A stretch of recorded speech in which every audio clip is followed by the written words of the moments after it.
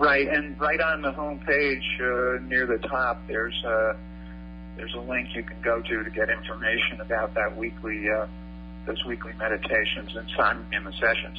Now, in the case of healing, we do have an element of that weekly practice that's geared toward helping individuals, where people can request Samyama healing assistance, and we do several names every weekend.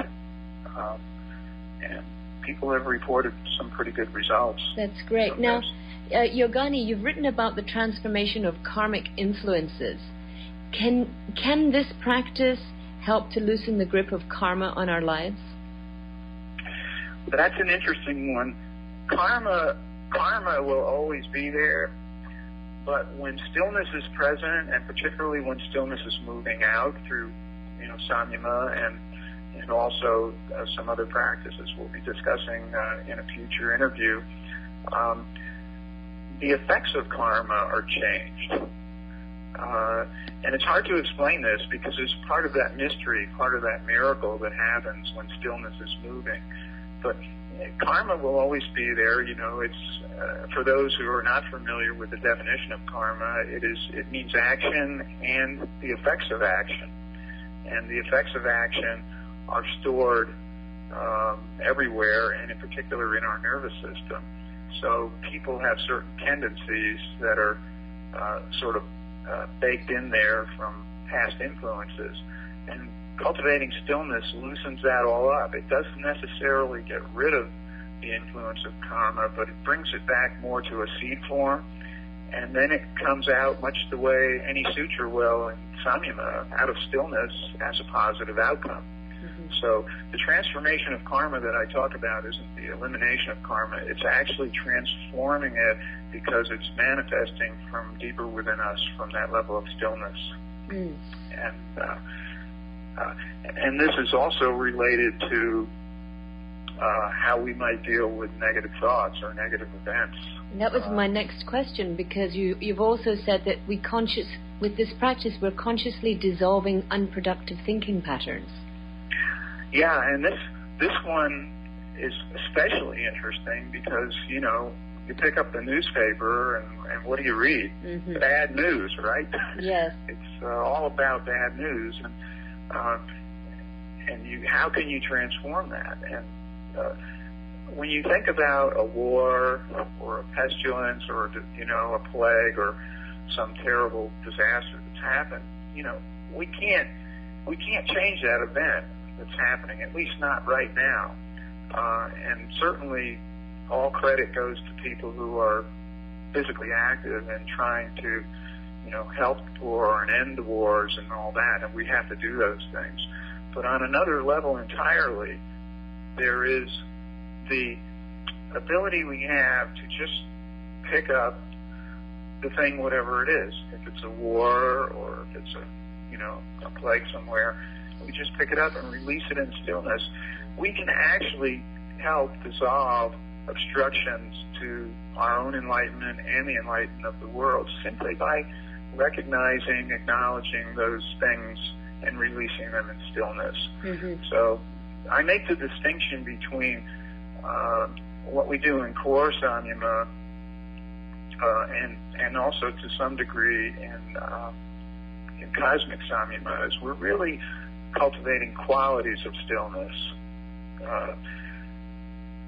In terms of picking up a specific event or a disaster or something, we're dealing more with a quantitative thing, an actual thing that's manifested out there, and then we're picking it up and releasing it in our stillness, and that has an influence, particularly when lots of people are doing that.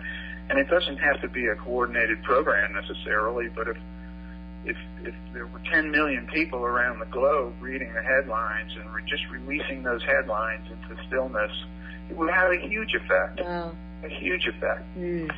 So that's what I mean by that. And it's a little bit controversial because some people say, well, what are you going to do? You're going to think about war? You're going to create a war? Mm. No, that's not true. That's not true. It's getting back to what I said about Samyama being a morally self-regulating practice. Anything you release in stillness is going to be illuminated from within. And a war that's illuminated with divine love is not going to be a war for very long, believe me. Well, one of the things I loved reading about the Samyama practice is that you're cultivating permanent happiness. I didn't know there was such a thing. Well, the world is still going to be going through its ups and downs, and things are going to always be happening. But when we know ourselves to be stillness, and stillness in action, when we become, how should we say, when we perceive ourselves to be that, then the world is different. We're happy. Our motivation then expands beyond our own personal happiness to the happiness of others. This is a natural evolution of stillness moving out. So yeah, we're happy, but it's not like we're ignoring everything else either. We see someone in need and we move to help them. We don't do it out of pity or with some negative feeling about it. We do it because love just flows. Love is happiness, and that's what we become, and we become that everywhere. So what's next, Yogani, on part 7 of The Path to Enlightenment? What do we have in store for us? Well, the next book in the Enlightenment series is called Diet, Shot Karmas, and Amaroli, which is essentially getting back down to earth with the body and dealing with purification of the body through what we put in and cleansing techniques, and also dealing with a somewhat controversial subject called Amaroli, which is urine therapy. And so that's the next book in the series, and then after that we'll move on to some of the more heady stuff again. Right, I'm excited. I'm looking forward to it. Fantastic.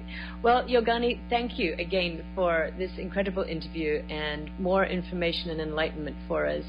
I appreciate the time and efforts and information that you share with us. Thank you, Dr. Ann. I really love being here with you, having this chance to share. And as we always say in AYP, the guru is in you. Fantastic. We'll be back next month with more information about the enlightenment process, so tune in the first Sunday of next month. Aloha, namaste, and Goddess bless. Well, that's the end of part 6 of Samyama, Cultivating Stillness in Action, Siddhis and Miracles. Join us the first Sunday of the month to hear part 7 on the Enlightenment series with Dr. Ann West and Yogani with AYP site, advancedyogicpracticesite.org. On a personal note, I'd like to thank you all who have sent the beautiful emails to me to wish Yogi, my American Eskimo dog, well after his critically ill reaction to a kennel cough vaccination. He's doing decidedly better right now, and your prayers are really helping. So thank you very, very much for that assistance in bringing Yogi back home to us and in a state of health and well-being. Much love to you. Namaste.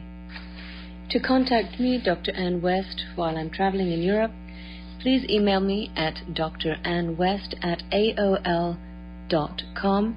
That's drannwest@aol.com. I love to hear from you.